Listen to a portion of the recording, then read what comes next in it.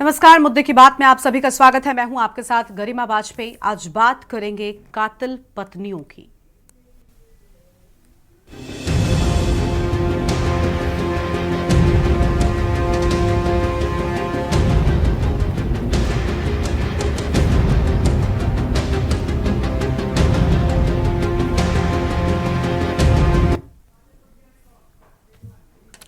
पति पत्नी के रिश्तों में विश्वास की डोर आखिर इतनी कमजोर क्यों होती जा रही है कि वो एक दूसरे को किसी तीसरे की वजह से जान लेने पर आमादा हो जाते हैं। एक वक्त था जब शादी का बंधन जन्मांतर का माना जाता था, लेकिन अब ये बंधन क्रूरता और साजिश का शिकार होता जा रहा है। ऐसे ही मुजफ्फरनगर में हुई घटना ने सबको झकझोर कर रख दिया है, जहां पिंकी ने 5 साल के अफेयर में फंसकर अपने ही पति को कॉफी में जहर पिला दिया। यह अकेली घटना नहीं है। मेरठ में एक पत्नी ने प्रेमी के साथ मिलकर अपने पति को कई टुकड़ों में काटकर एक ड्रम में सीमेंट से जमा दिया। इसी तरह औरैया में भी शादी के महज 15 दिनों के बाद ही पत्नी ने भाड़े के हत्यारे से पति की हत्या करा दी, जो इस बात का संकेत है कि प्यार और विश्वास का स्थान अब हिंसा और साजिश ने ले लिया है। लंबे समय से रिश्तों को तय करने की चली आ रही परंपरा नई पीढ़ी आत्मसात नहीं कर पा रही है। सोशल मीडिया पर इन घटनाओं को लेकर चर्चा तेज है और लोग सवाल उठा रहे हैं कि आखिर क्यों रिश्तों में इस कदर कड़वाहट और अविश्वास बढ़ता जा रहा है कि वो हत्या जैसे जघन्य अपराध की ओर कदम बढ़ाने में भी हिचकिचाहट महसूस नहीं करते। सशक्तिकरण के दौर में महिलाओं की प्रवृत्ति में हो रहे बदलाव वास्तव में सभ्य समाज के लिए कलंक साबित हो रहे हैं। क्या इसे आधुनिकता और सोशल मीडिया के जरिए मानसिकता में हो रहे परिणाम की परिणीत कहा जा सकता है, या फिर समाज में रिश्तों की अहमियत घटती जा रही है? मुजफ्फरनगर से सामने आए इस दिल दहला देने वाले मामले में 2 साल पहले शादी के बंधन में बंधे अनुज और पिंकी के रिश्ते में ऐसी कड़वाहट आई कि पिंकी ने अपने ही पति को कॉफी में जहर मिलाकर पिला दिया। अब पति अनुज जिंदगी और मौत के बीच जूझ रहा है और आईसीयू में भर्ती है।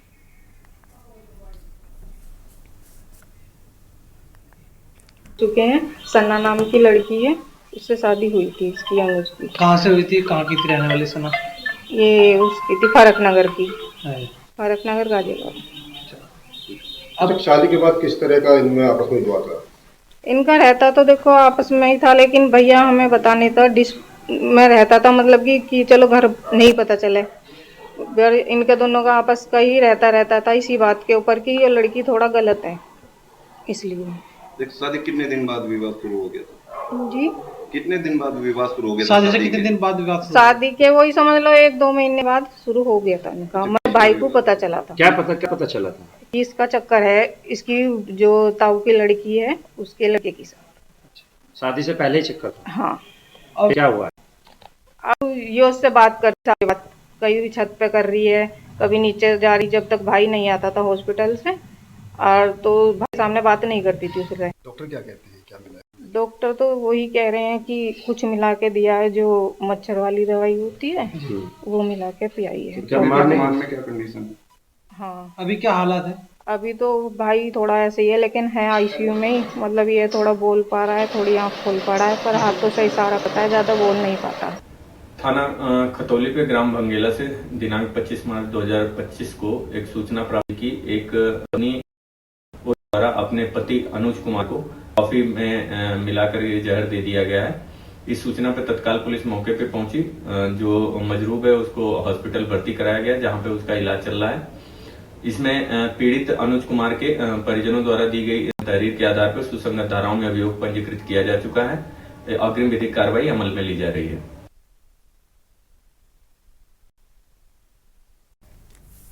और इसी मुद्दे पर आज हम करेंगे विस्तार से चर्चा। खानों का पैनल हमारे साथ में जुड़ चुका है। शत्रुपा पांडे जी हमारे साथ में हैं, कार्यकर्ता हैं। डॉक्टर निशा खन्ना हमारे साथ में हैं, मनोवैज्ञानिक हैं। राकेश शर्मा हमारे साथ में हैं, वरिष्ठ पत्रकार हैं। शिवा शर्मा हमारे साथ हैं, लखनऊ से संवाददाता। और सृष्टि श्रीवास्तव हमारे साथ में हैं, मनोचिकित्सक हैं। इन सभी मेहमानों के साथ में अपनी चर्चा की शुरुआत करेंगे। बहुत स्वागत आप सभी। पहले शिवा शर्मा को लेते हैं, संवाददाता लखनऊ से है।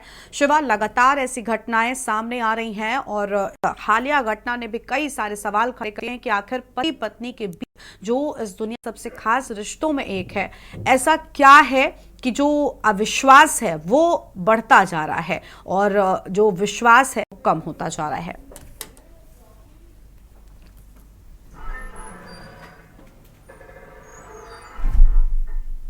उसके बाद औरैया और अब मुजफ्फरनगर, तीनों जगह पर ऐसे रिश्तों को शर्मसार कर देने वाली घटनाएं आई हैं जो विश्वास करने लायक नहीं है। और जब घटना को हम सुनते हैं, देखते हैं, तो शायद पैरों तले जमीन भी खिसक जाती है कि एक पत्नी और पति के बीच में जो अटूट रिश्ता होता है उस पर पत्नी इस तरीके की भी घटना कारित कर सकती है कि वो अपने पति की जान तक ले सकती है। मुजफ्फरनगर के खतौली गांव में, भंगोली गांव के अंदर जो एक महिला ने अपने पति के साथ किया है वो किसी से भी छुपा नहीं है।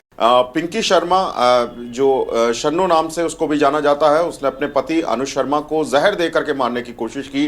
कॉफी के अंदर करके उसको 25 तारीख की है, तकरीबन 9:30 बजे रात में उसको मारने की कोशिश की थी। और अभी उसका मेरठ के एसडीएस ग्लोबल हॉस्पिटल में उसका इलाज चल रहा है, वो आईसीयू में एडमिट है। पुलिस पूरे मामले में अनुज की बहन की तरफ से एक एफआईआर कर ली है, लेकिन अभी भी पिंकी उर्फ शन्नो पुलिस की गिरफ्त से दूर है, फरार है। ये बातें पुलिस भी मानती है कि कॉफी में जहर मिला करके उसको मारने की कोशिश की गई और एक पत्नी ने अपने पति को मारने की कोशिश की गई।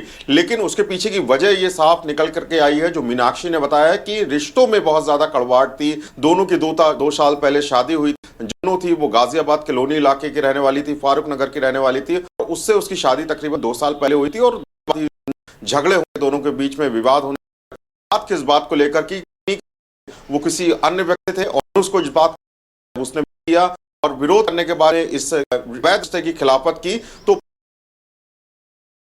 का पति बार बार अनुज इस बात को कह रहा था अगर वो उससे रिश्ता रखना नहीं चाहती है, अगर किसी से उसके अफेयर है तो वो उसको दे दे। लेकिन शन्नो ये नहीं थी कि किसी भी तरीके से की सामाजिक की भी छवि धूमिल हो सकती है। 25 तारीख की रात को उसने ये कदम उठाया और पति को रास्ते से हटने के लिए एक जहर मिला करके उसे मारने की कोशिश की। गनीमत ये रही गरिमा कि उसकी जान फिलहाल बची हुई है, लेकिन जिंदगी और मौत की जंग से अभी भी अस्पताल है। पुलिस का कहना है कि जो हमने अभी एविडेंस कर लिए हैं, जो डॉक्टरों की रिपोर्ट है और जो अनुज जो अस्पताल में पति है, बयान भी दर्ज कर लिए, और अब शन्नो की तलाश के लिए टीम लगाई गई है गाजियाबाद पर। जो उसके साथ में बातें का लड़का, उसके फोन कॉल डिटेल रिकॉर्ड के आधार पर उससे भी संपर्क कर उसको गिरफ्तार करने का प्रयास किया जाए। लेकिन बार बार घूम करके यही बात आती है कि पहले मेरठ, फिर उसके बाद औरैया और अब मुजफ्फरनगर। तो इन जब नाव को हम सुनते हैं, समझते हैं, एक में थोड़ी सी अविश्वसनीयता पैदा हो जाती है कि आखिर जब पति शादी होती है, एक दूसरे के में जाते हैं हम और कस्में खाते हैं 7 जन्मों के वाली, और उसके बाद भी अगर इस तरीके की घटना है तो कहीं ना कहीं एक बहुत सजग की जरूरत है, विश्वास पैदा होने की जरूरत और हर बातें शेयर करने की जरूरत है कि अगर इस तरीके से पति और पत्नी के बीच में किसी बात को लेकर के विवाद तो सुलझाने, उसको बैठ करके बात करने की जरूरत है ताकि कम्युनिकेशन अपना हो। मनोचिकित्सक भी बता कि कम्युनिकेशन गैप जितना उतनी रिश्ते में कड़वाई। फिलहाल इस पूरे प्रकरण में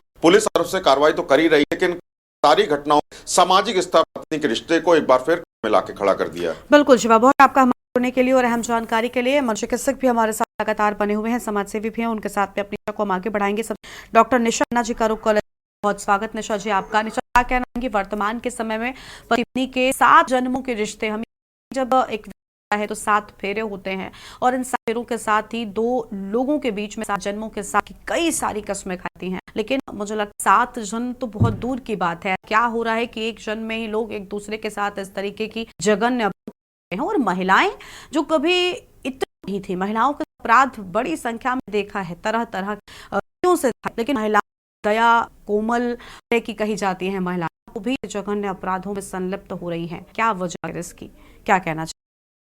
देखिए, बहुत सारे रीजंस होते हैं। एक तो मैं बिल्कुल मानूंगी कि कैपेबिलिटी इश्यूज है, बट हम मेंटल हेल्थ को इग्नोर नहीं।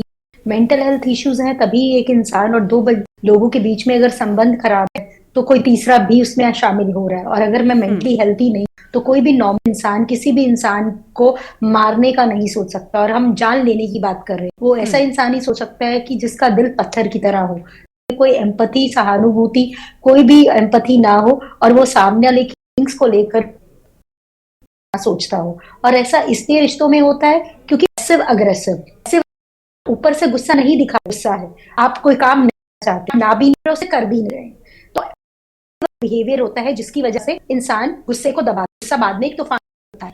दूसरा एलेक्सीथीमिया एक ऐसी बीमारी बोलेंगे हम, उसमें हम एक इंसान अपनी इमोशंस को रेगुलेट नहीं कर पाता, ना ही उसे पहचान पाता है, ना ही उसे रेगुलेट कर पाता। तो जब मुझे अपनी इमोशंस का आइडेंटिफिकेशन ही नहीं है तो मैं उसको प्रोसेस या उसको रेगुलेट कैसे करूं? मुझे मेरी इमोशंस का नहीं है तो दूसरे वाले की इमोशंस को मैं कैसे समझूंगी?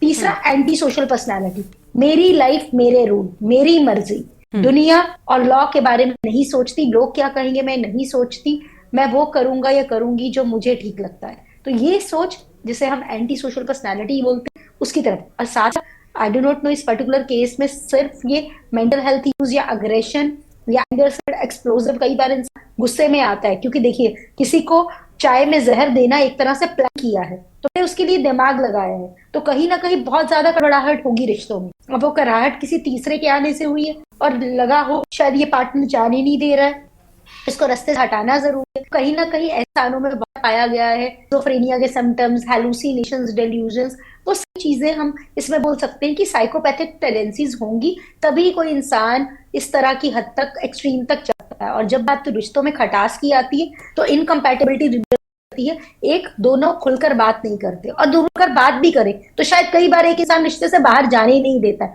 या चाहता ही नहीं है कि दूसरा इंसान उसे तलाक दे, दूसरी जिंदगी शुरू करे।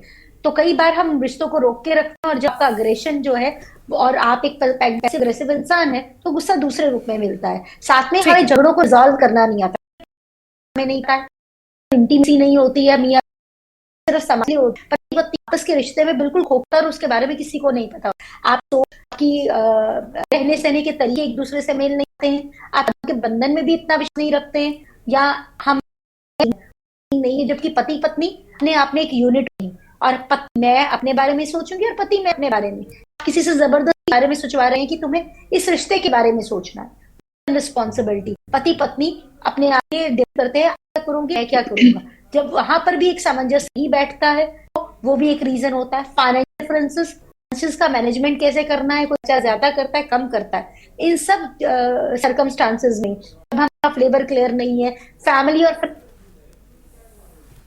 के साथ रिलेशनशिप, परिवार वालों के साथ रिश्ते कैसे हैं और क्या परिवार वालों के साथ रहना है कि नहीं, ये सारी चीजें मिलके किसी भी रिलेशनशिप को तय करती है। आप अपने पार्टनर के साथ टाइम स्पेंड करते हैं, हम उसे पसंद करते हैं कि नहीं करते। कई बार मैंने 10-10 साल की शादियां देखी हैं, 10 साल की शादी के बाद मैं पर्सन से सवाल पूछती हूँ आप अपने पार्टनर में 10 अच्छी चीजें बताइए और उनके पास कोई जवाब नहीं होता, उन्हें कोई अच्छा ही नहीं दिखती सामने वाले। तो ऐसा उनके संबंध में कितना बुरा भरा होगा अगर कोई ऐसा एक हादसा हो जाए तो इंसान किसी भी हद तक सकता है, स्पेशली जब फिजिकल फाइट्स हो रही हैं, हो सकता है पर्सन अब्यूजिव हो। अब इन दोनों का रिलेशनशिप कैसा था वो पर्टिकुलर केस के बारे में तो मुझे इतना डिटेल नहीं है, पर जो मैं जनरली देखती हूँ ऐसे बहुत सारे लोग आते हैं जिनके मन में ऐसी फीलिंग्स होती हैं जहाँ वो पार्टनर को मारने की बात या उसको मारने का ख्याल आना या सपने में देखना ऐसी चीजें करते हैं। तो ये इंटीमेट जिसे बोलते हैं, इंट्रूसिव थॉट्स बोलते हैं हम इनको, वो कई लोगों के दिमाग में आते हैं पर हम उसको डायरेक्शन इस तरह से दे रहे हैं। ये अपने आप में बड़ी बात है। देखिए समझते अगर चीजों को सही कर लिया जाए तो मुझे लगता है कि लड़ाई झगड़ा या नोक झोंक किस पति पत्नी में या किसी भी रिश्ते में हम कह लें नहीं होती है, बशर्ते उसे समय रहते आप पकड़िए और भावनाओं की कद्र करना अगर लोग सीखेंगे तो शायद ऐसे घटनाएं जो हैं वो कम होंगी। और विस्तार से इस पर चर्चा करते हैं। साथ में शत्रुपा पांडे जी हैं, सामाजिक कार्यकर्ता। बहुत शत्रुपा जी, आप भी शत्रुपा जी क्या कहलाएंगी? वर्तमान के समय में अलग अलग घटनाओं में अलग अलग स्थितियां हैं, सबकी कंडीशंस अलग हैं। चाहे मेरठ की मुस्कान हो, औरैया की जो औरैया की भी घटना सामने आई जहां पर महज 15 दिन बीते थे, आप सोचिए, और 15 दिनों के बाद ही अपने पति की हत्या करा देना।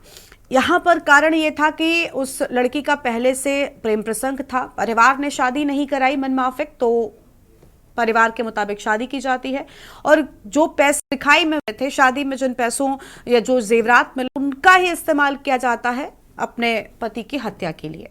क्या अलगाव कठिन है भारतीय समाज में, भारतीय जो हम कह सकते हैं प्रक्रिया है सनातन धर्म में, हिंदू धर्म में, और आज के समय में जब तक लोगों के मन की शादी की भी बात अगर है, देखिए क्योंकि दबाव रहता है, एक सामाजिक दबाव रहता है, अगर वो रहेगा तब तक शायद ऐसी घटनाएं बढ़ेंगी। क्या इन चीजों को भी आप कारण मानती हैं? क्योंकि जिस तरीके से औरैया में घटना सामने आई, ये किस वजह से ना हुई? हम घटनाओं पर बात कर लेंगे, कुछ इंडिविजुअल्स उठा लेंगे, हम सब बैठकर चर्चा कर लेंगे, लेकिन क्या उस चर्चा के पीछे ये भी हमें सबसे जरूरी ये है कि हम उस पर बात करें कि आखिर ये घटनाएं क्यों हो रही हैं, आखिर मुस्कान ने ऐसा किया। मुझे लगता है वो ज्यादा जरूरी है, समस्या की जड़ समझ पाना। आपको क्या लगता है कि वर्तमान में ऐसी घटनाओं के बढ़ने की वजह क्या है?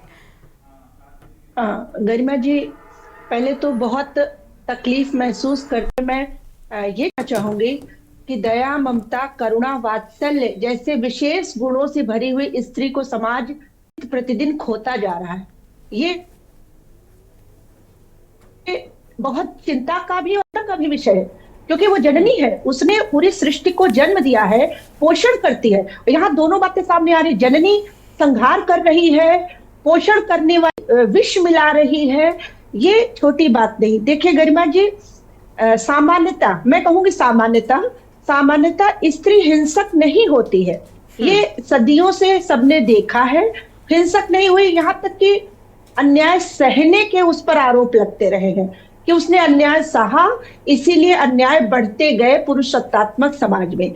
लेकिन ये रूप जो है ये कहीं स्वीकार्य नहीं किया जा सकता। लेकिन अब तो हम उस दौर में हैं जहां समाज की बात होती है और अपराध का कोई जेंडर नहीं होता। मुझे लगता है अब हम उस दौर में हैं। ये इतनी क्रूर मानसिकता स्त्री में, जैसे आपने भी कहा कि अब हमें इस पर बात करनी होगी कि वो इतनी क्रूर क्यों हुई। हमें उन हालातों पर ध्यान देना होगा कि ये क्रूरता कैसे कि वो मार देना चाहिए। जबकि अगर आप किसी के साथ किसी को पसंद नहीं करते या कोई भी स्थितियां विवाह में ऐसी आई है कि हम एक दूसरे को बर्दाश्त नहीं कर सकते, तो उसके संवैधानिक, उसके न्याय प्रक्रिया के द्वारा बहुत सारे उपाय हैं। अपना अलगाव आप कीजिए, अलग अलग रहिए, लेकिन यहीं पर बात रुक जाती है। अभी भी भारत में महिलाएं आत्मनिर्भर नहीं है।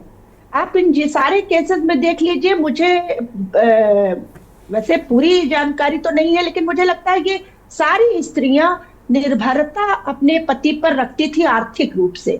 तो आर्थिक रूप से जो आश्रित होती है स्त्री, उसके पास अलगाव जैसे निर्णय लेने की अभी ताकत नहीं आ पा रही है, और उसको लगता है समाज उसको नोचेगा, उसको उसका शोषण हो जाएगा, उसको मायका भी एक्सेप्ट नहीं करेगा। तो बात वही आ गई कि ये स्त्रियां अभी भी कमजोर है कहीं ना कहीं से। तो वो कमजोरी मानसिक रूप से जब आती है तो वो इस तरह के जो ताबड़तोड़ घटनाएं हो रही है। देखिए, सारी स्त्री समाज सवालों के घेरे में है इस वक्त। हर स्त्री पर देखिए, पुरुष सत्तात्मक समाज है, यहाँ 10 घटनाएं पुरुष करे तो 10 पर हो सकता 4 पर चर्चा हो, लेकिन अगर लगातार 3 घटनाएं हो गई स्त्री की तरफ से तो नहीं शत्रुपा जी, ठीक है, आप जिस एंगल पर बात कर रहे हैं मुझे लगता है उसकी जरूरत नहीं है, क्योंकि पुरुष अगर अपराध करता है हम तब भी चर्चा करते हैं।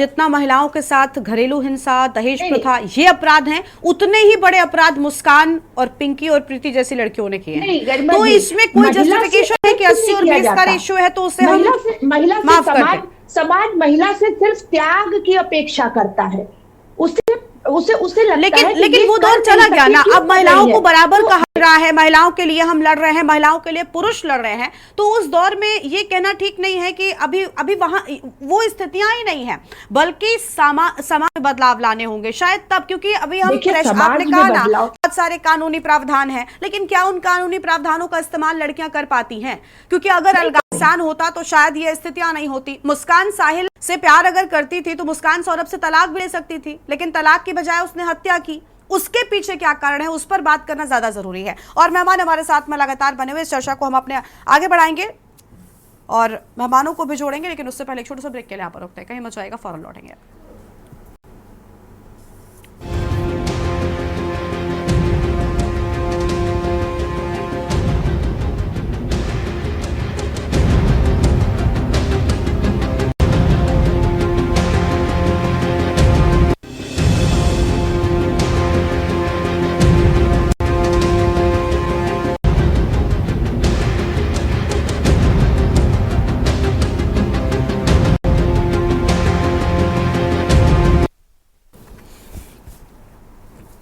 ब्रेक के बाद आप सभी का स्वागत कर रहे हैं कातिल पत्नियों को लेकर। खास मेहमान हम साथ में लगातार बने हुए हैं। हम रुक कर लेते हैं राकेश शर्मा जी का, वरिष्ठ पत्रकार है।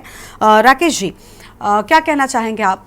आखिर इन घटनाओं में वृद्धि हो रही है, क्या अभी कोई, मुझे लगता है महिलाओं हक नहीं मिल रहा, समानता के साथ में ट्रीट नहीं किया जा रहा, ये सारे तर्क मुझे लगता है बेकार हो रहे हैं इन घटनाओं के सामने आने के बाद में, क्योंकि ऐसा नहीं है। ये अपराध है और अपराध सिर्फ वो महिलाएं नहीं कर रही हैं जिनके साथ में अपराध होता आया है। जिन महिलाओं को ठीक तरीके से रखा है वो भी अपराधों को अंजाम दे रही हैं। तो यहाँ पर महिलाओं की समानता वाला तर्क तो बिल्कुल फिट बैठता ही नहीं। आप क्या कहना चाहेंगे सर? देखिए, बिल्कुल गरिमा, जो अपराध सामाजिक अपराध है और पहली बार ऐसी घटना नहीं हुई। मुजफ्फरनगर अपराध की नगरी रहा है। इस तरह की घटनाएं पहले भी हुई हैं, लेकिन लगातार पहले मेरठ हो गया, फिर औरैया हो गया, और ये मुजफ्फरनगर में जो ये घटना हुई है, तो इससे समाज में जो है एक मैसेज, बहुत ही डरावना मैसेज गया है, क्योंकि ये घटनाएं लगातार हर लोगों की जुबान पे हैं, चर्चा कर रहे हैं, और इस तरह की घटनाएं जो हैं वो समाज में कई तरह का जो वैमनस्य है वो इस तरह का पैदा हो रहा है। ठीक है, लौटेंगे आपके पास में। हमारे साथ में सृष्टि श्रीवास्तव जी हैं। आवाज मिल रही है सृष्टि जी आपको? सृष्टि जी, आप क्या कहना चाहिए पति पत्नी के रिश्ते में जो दूरियां लगातार बढ़ती जा रही हैं, क्या दखल से अपराधों के समय वृद्धि हो रही है? क्या ऐसे मामले सोशल मीडिया दखलंदाजी के चलते ज्यादा आ रहे हैं? वर्तमान के समय में क्यों आखिर ऐसी घटनाएं हो रही हैं? आप क्या कहना चाहेंगे मैम? गरिमा जी, मैं सबसे पहले, मैंने सबको बहुत ध्यान से सुना, सभी के अपने अपने को पक्ष हैं। अब हम उन्हें रिपीट नहीं करेंगे, हम अपना नया मतलब हमारा जो एंगल है बेसिकली ये है कि जितने भी ये जो अपराध, चाहे लड़का करे या लड़की, जेंडर को आप भूल जाइए, उनके पीछे कहीं ना कहीं उनके जो है वो पैथोजेनिक मेंटल माइंडसेट होता है, मतलब मानसिकता के लोग हैं। इन्हें हम सामान्य श्रेणी में नहीं रख सकते हैं। एक 90% शादियों में झगड़े सभी में होते हैं, थोड़े बहुत आगे पीछे, लेकिन इस तरीके का मर्डर का या इतनी एक्सट्रीम हेट्रेड, एक्सट्रीम एग्रेशन, ये सब मतलब वेरी कॉमन, ये इस फ्रिक्वेंटली दिख रहे हैं। होते पहले भी थे, ऐसा नहीं कि पहली बार समाज में इस तरीके का दृष्टिकोण आया, पहले भी होते थे, लेकिन अब एक तो फ्रीक्वेंसी बढ़ गई। अब दूसरी बात है कि लड़कियां बहुत ज्यादा, हम बिल्कुल वीमेन एम्पावरमेंट के बेहद पक्ष में हैं, अपने हमेशा हर एक को प्रेरित करते हैं कि लड़कियां आगे बढ़ें, लेकिन अपनी ऑटोनॉमी का गलत इस्तेमाल ना करें। तीसरी बात कि अगर किसी लड़की का ऑलरेडी अफेयर चल रहा है तो घर वालों को सिर्फ अपनी मान प्रतिष्ठा मर्यादा का ध्यान रखते हुए दूसरी जगह शादी कर देना और इस संबंध को छुपा के रखना, ये हर हालत से गलत है। और औरैया वाले कांड में भी वो लड़की थोड़ी इम्पल्सिव तो थी ही, वो 2-3 बार नस काट चुकी थी।